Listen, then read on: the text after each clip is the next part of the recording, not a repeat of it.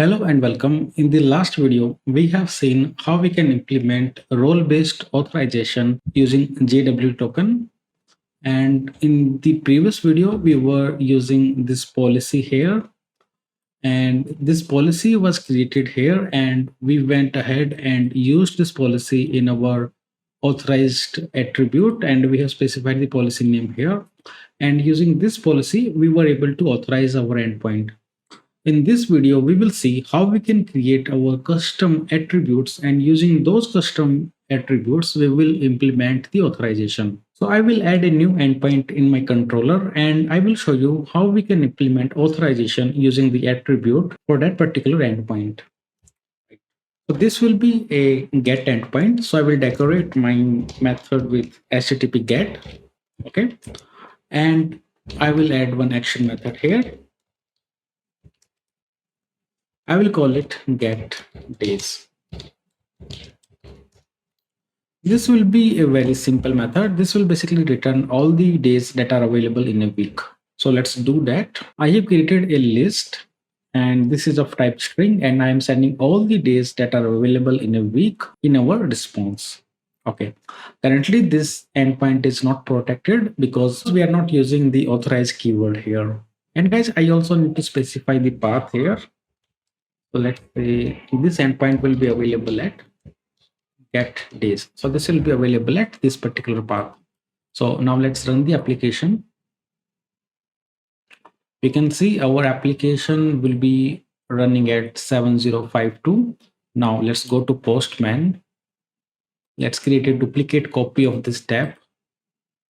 My port number is already 7052. Now let's change the endpoint here. I'll make it get days, and it will be a get request, right?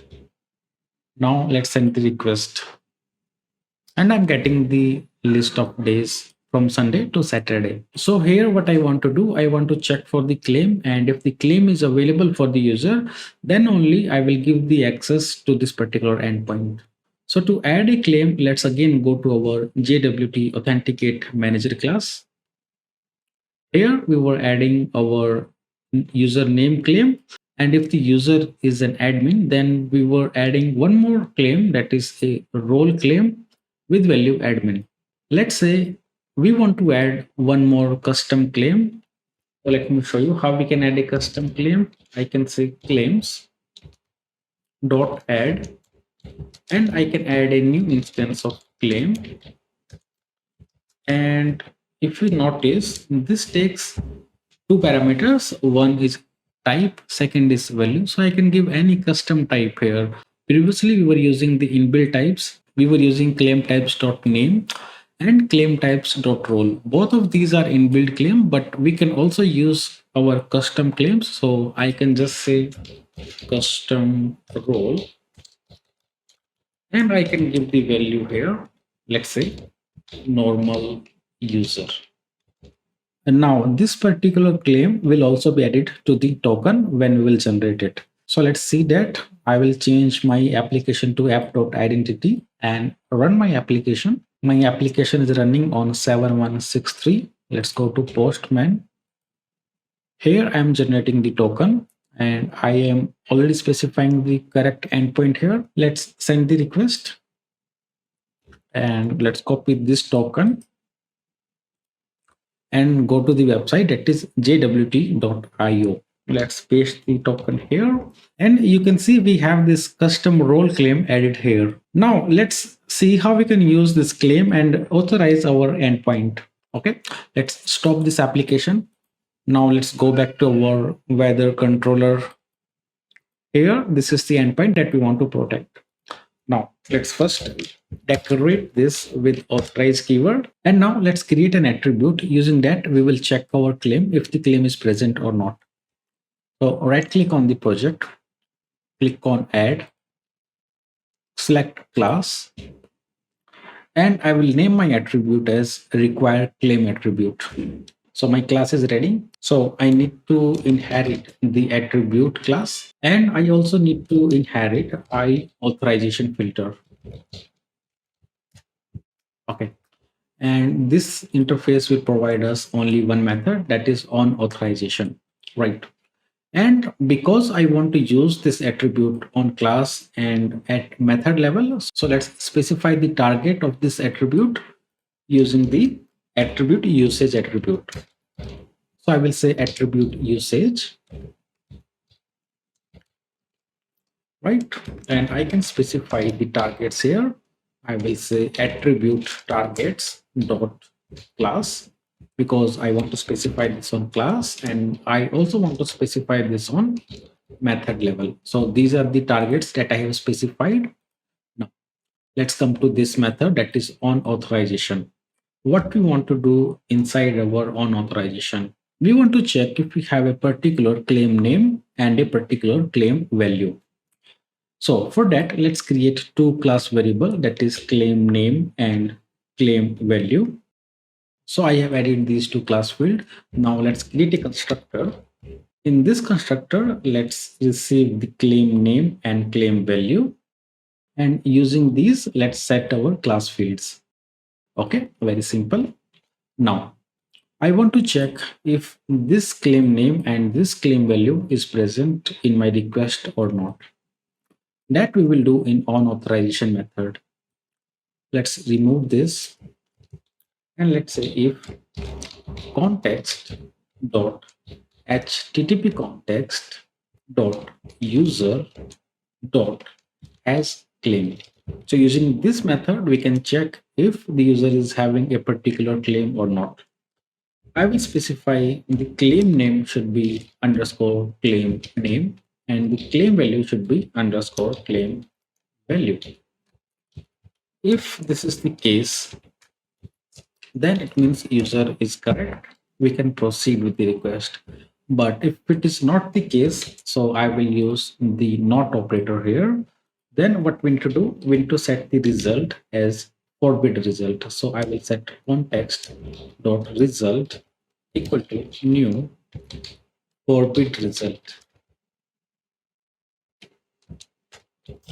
like this. Once that is done, our attribute is ready to be used.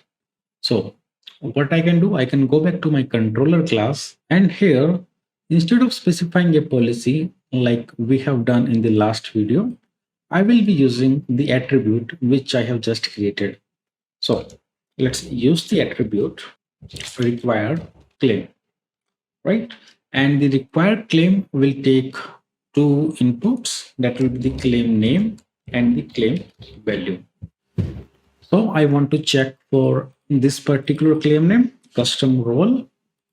So I will put it here, my claim name, and the value of this claim should be normal user. So I will copy this, come back to the controller and paste it here. Now our action method is ready, and we have also applied the proper authorization on this. Now let's verify if our claim attribute is working or not. I'll change my application to app.main and I will run my application. I'll open Postman, and here we are calling our get days endpoint. If I try to send the request again, I will get 401 unauthorized, because now our action method is decorated with the authorized keyword.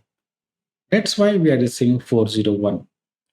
Right now we need to send the token to our request. And here I want to add one authorization header. Again, I'll specify bearer, and I will take the token which we have just generated. Right. So I'll copy this token and paste it here, and again send the request. This time we are receiving 200 OK, and we are also getting the expected data. So our required claim attribute is working as expected. And guys, if you remove this particular claim from the authentication manager class, let's comment this and run our identity project again. Go to Postman and get the token again. This time, if you check on this website, we don't have that claim that we have added, right? And if I try to send this token in my request, so let's paste this token here. and run our API project.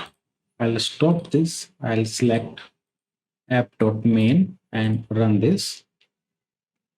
Okay, application is running. I will send this again.